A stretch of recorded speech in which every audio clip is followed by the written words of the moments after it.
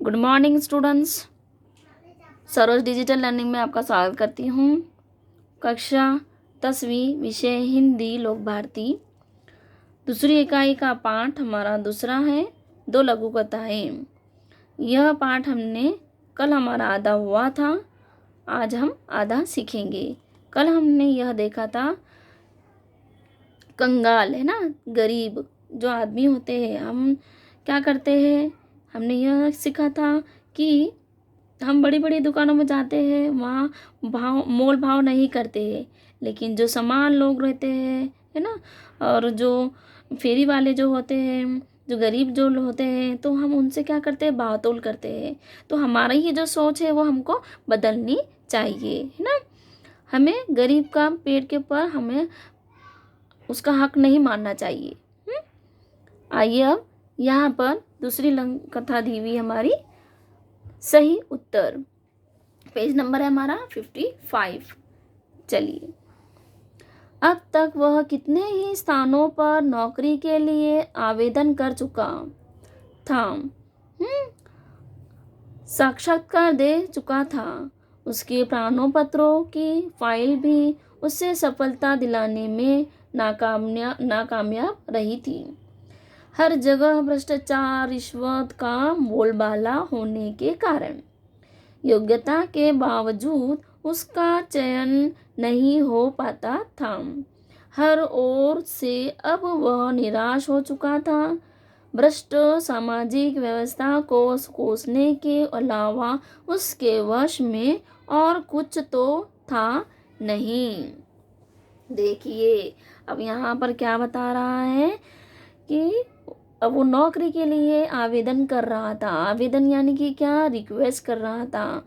किसी भी काम करने के लिए हम जो जाने वाले रहते हैं ना, तो उसको हम वो जाते हैं जहाँ, तो उनके सामने हम प्रार्थना करते हैं ना, रिक्वेस्ट करते हैं कि भाई हमको ले लीजिए, ऐसा करते हैं ना हम, वैसा। ठीक है, अब साक्षात्कार दे चुका था।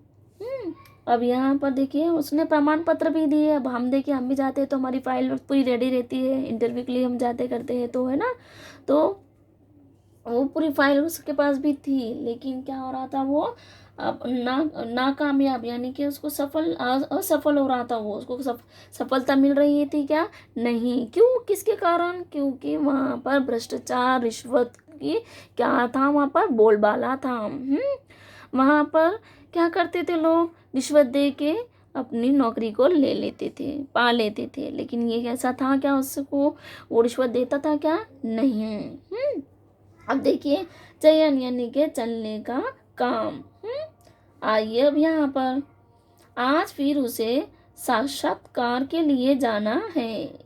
अब साक्षात्कार यानी कि क्या है, इंटरव्यू।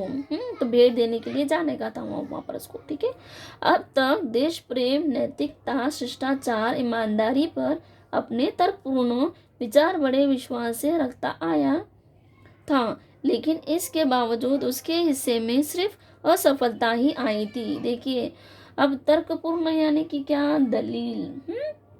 वो अपनी ईमानदारी से हर चीज़ को बताता था, करता था, लेकिन उसके बावजूद भी उसको सफलता मिल रही थी क्या, नहीं मिल रही थी। ठीक है, अब साक्षात्कार के लिए उपस्थित प्रतिनिधि मंडल में से एक अधिकारी ने पूछा, भ्रष्टाचार के बारे में आपकी क्या राय है। देखिए, जहाँ वो इंटरव्यू के लिए गए, तो वहाँ पर जो प्रेजेंट रहते, उपस्थित जो रहते हैं प्रतिनिधि, है ना, जो इंटरव्यू के लिए हमारे लेते हैं ना, जो, तो वहाँ पर उन्होंने उनको सवाल किया। क्या सवाल पूछा कि भ्रष्टाचार के बारे में आपकी क्या राय है। तो सुनिए, भ्रष्टाचार एक ऐसा कीड़ा है जो देश को घुन की तरह खा रहा है। देखिए, इसने सारी सामाजिक व्यवस्था को चिंताजनक स्थिति में पहुंचा दिया है। सच कहा जाए तो यह देश के लिए कलंक है। अब कलंक यानी कि क्या, धब्बा है। अधिकारियों के चेहरे पर हल्की सी मुस्कान और उत्सुकता छा गई। उसके तर्क में उन्हें रुचि महसूस होने लगी। दूसरे अधिकारी ने प्रश्न किया, रिश्वत को आप क्या मानते हैं? देखिए, जब उन्होंने उसको सवाल किया तो उन्होंने क्या उत्तर दिया, भ्रष्टाचार ही क्या है, हमारे देश का एक कीड़ा बन चुका है। हर लोग क्या कर रहे हैं, बस भ्रष्टाचार ही में लगे हुए हैं, है ना, रिश्वत दे रहे हैं, अपना काम चल रहा है, यही चल रहा है ना। लेकिन ये क्या हुआ है, हमारे देश के लिए एक कलंक है, दब्बा है। तो और दूसरे अधिकारी ने सवाल किया कि रिश्वत को आप क्या मानते हैं? तो देखिए, यह भ्रष्टाचार की बहन है, जैसे विशेष अवसरों पर हम अपने प्रियजनों, परिचितों चितों मित्र को उपहार देते हैं। देखिए, जैसे हम हमारे बहन या हमारे जो रिलेटिव्स रहते हैं ना, तो उनको हम जिस तरह उपहार देते हैं वैसा है, ठीक है। इसका स्वरूप भी कुछ कुछ वैसा ही है, लेकिन उपहार लेकर हम केवल खुशियों का, कर्तव्यों का आदान प्रदान करते हैं। क्या है आदान प्रदान, यानी कि क्या, देना और लेना। इससे अधिक कुछ नहीं, जबकि रिश्वत देने से रुके हुए कार्य, दबी हुई फाइलें, टलती हुई पदोन्नति, रुकी गई नौकरी आदि में इसके कारण सफलता हासिल की जा सकती है। तब भी यह समाज के माथे पर कलंक है, इसका समर्थन कतई नहीं किया जा सकता, ऐसी मेरी धारणा है। देखिए, अब कतई यानी कि क्या, बिल्कुल भी नहीं, उसका वो सहारा नहीं ले सकते थे, उसका सहारा नहीं लेना चाहिए, कह रहे हैं। अब क्या करते हैं, जो काम किसी के रुके हुए रहते हैं तो वो लोग क्या करते हैं, रिश्वत दे के उनका काम निकाल लेते हैं। लेकिन हमें ऐसा नहीं करना चाहिए। कहकर वह तेजी से बाहर निकल आया। जानता था कि यहाँ भी चयन नहीं होगा, यानी कि क्या, सिलेक्शन नहीं होगा उसका वहाँ पर भी। वो समझ गया था। पर भीतर बैठे अधिकारियों ने गंभीरता से विचार विमर्श करने के बाद युवक के सही उत्तर की दाद देते हुए उसका चयन कर लिया।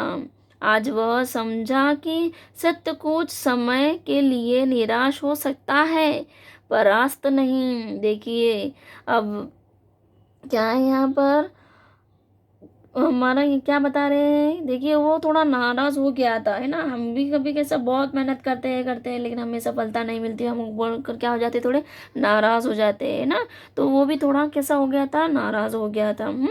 लेकिन उसे बाद में समझ में आ गया कि सत्य की क्या होती है, कुछ समय तक रुक जाता है, लेकिन उसको बाद में उसका पराजय होता ही है। यहाँ पर यह बता रहा है, ठीक है। सत्य की कैसा कभी भी हार नहीं होती है। उसको जो हमको लक्ष्य जो पाना होता है तो वो हम वहाँ तक पहुँच ही जाते हैं। तो हमें सत्य झूठ का सहारा नहीं लेना चाहिए, ठीक है। आपको यह पाठ हमारा पूरा समझ में अच्छे से आ गया होगा, ऐसी आशा करती हूँ। धन्यवाद।